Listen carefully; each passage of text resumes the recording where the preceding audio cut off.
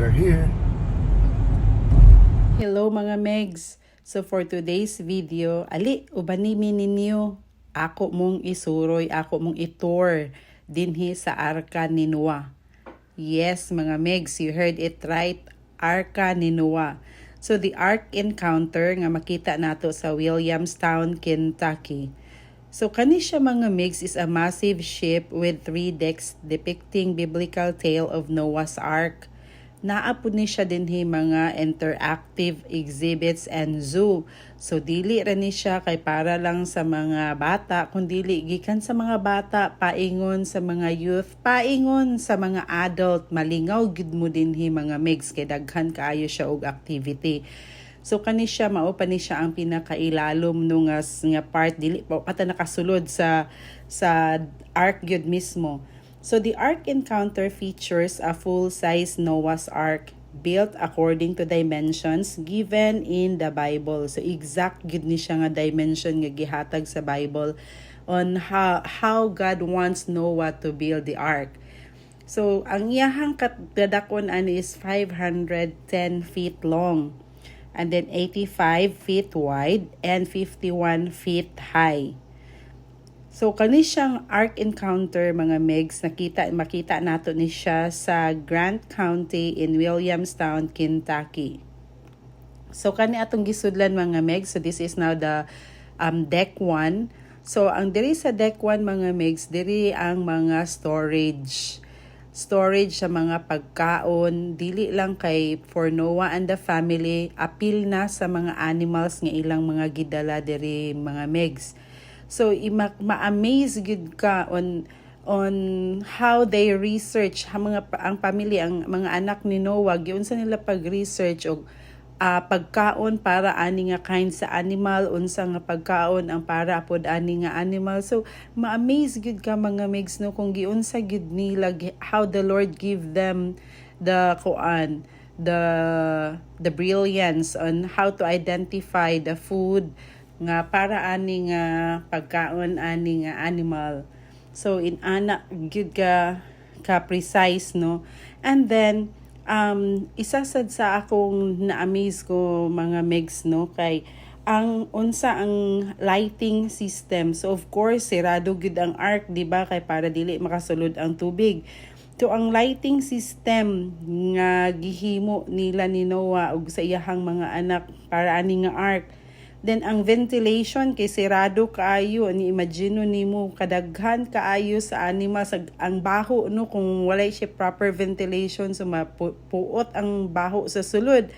So giunsa nila naa siya proper lighting system, naa siya ventilation, and then ang water storage mga Megs, kay grabe kadaghan ang mo-consume sa water. Unsa nila pag daw nag-ulan, grabe ang ulan sa gawas pero close biya kayo ang ark pero naa sila water storage system. And amazed pod ka sa waste disposal. So kung imagine nimo kung walay waste disposal system ang ark, grabe gid siguro ka baho no, klase nga baho sa animals, klase nga baho sa ilang, syempre malibang magid na sila.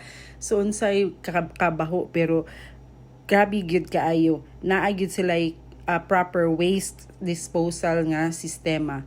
So naa dinhi sa second deck dayon niya mga Megs kay ang mga interactive activities. So naa siya gamay nga dulaanan pud sa mga bata nga naa siya mga trivia nga ila pagsulod sila dito, murag siyag maze nga mosulod-sulod sila dito nya na ay mga trivia. So in ani giunsa nila pagpili ang mga animals. So ang mga animals gipili nila mga Megs according to their kind. So, kay kung tanan animals ilahang dalon, perti gid siguro kadaghan dili na maigo sa ark. So, according to each kind, mao yang ilahang a male and a female mo ilang gidala. So, naang Any more questions? Why don't I look 600? What do you mean? I look about the same age as any other 600-year-old person I've met. Well, except for my wife, of course. She doesn't look a day past 400. Oh, if you say so, Dad. Imzara is still as beautiful as she was on our wedding day. Okay, so si Noah to mga megs no, nanubag siya sa mga pangutana sa mga katawhan. Naa din diri ang ilahang sa second deck, gihapon na to makita ang ilahang workstation or a workplace kung how they would keep the the ark running. So Noah's Ark running no, dinhi dayon sa musaka na ta sa deck 3. So sa mauna ni siya ang pinakataas mga megs. Unsa ka atong makita din hino atong tan-awon. So by the way kana akong kauban akong pag-umangkon mga megs si Honey.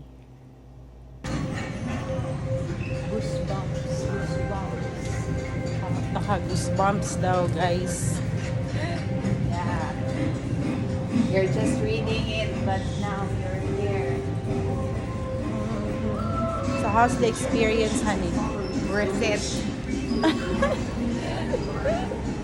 So big. Yeah. The ark is so big. So huge. Tanawa guys. Try to look at the middle post. Oh, ang poste. And it's just one among the so many posts. There is a ark.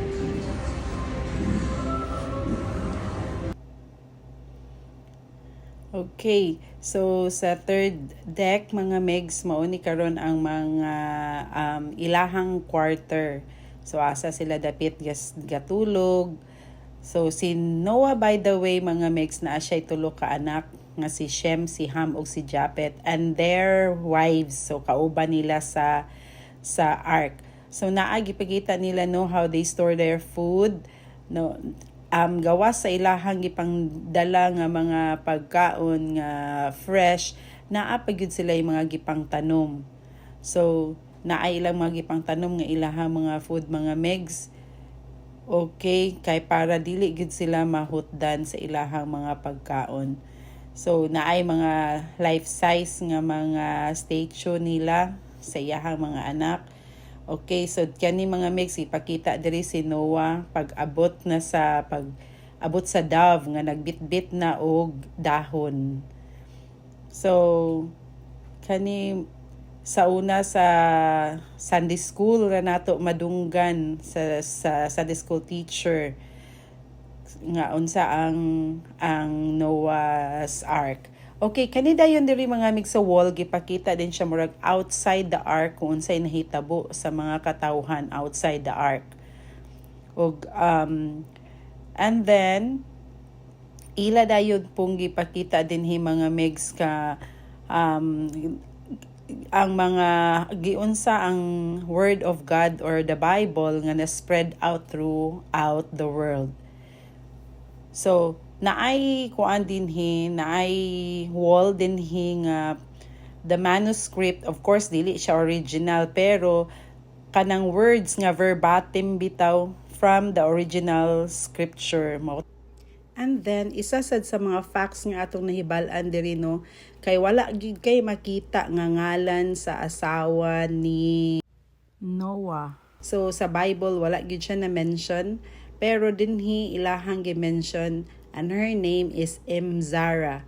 Asa dapit ni nila nakuha ang iyahang pangalan? Okay, of course, sa history, no? So, sa lineage, ni siya ni Sarah, wife ni Abraham. So, iyahaning descendants ang asawa ni Noah nga si Imzara. Si Imzara di ay anak siya sa employer ni Noah. Okay, before naghimo si Noah og ark, nanarbaho din ni siya as a shipbuilder sa shipyard nga gipinagiyahan sa father ni Imzara.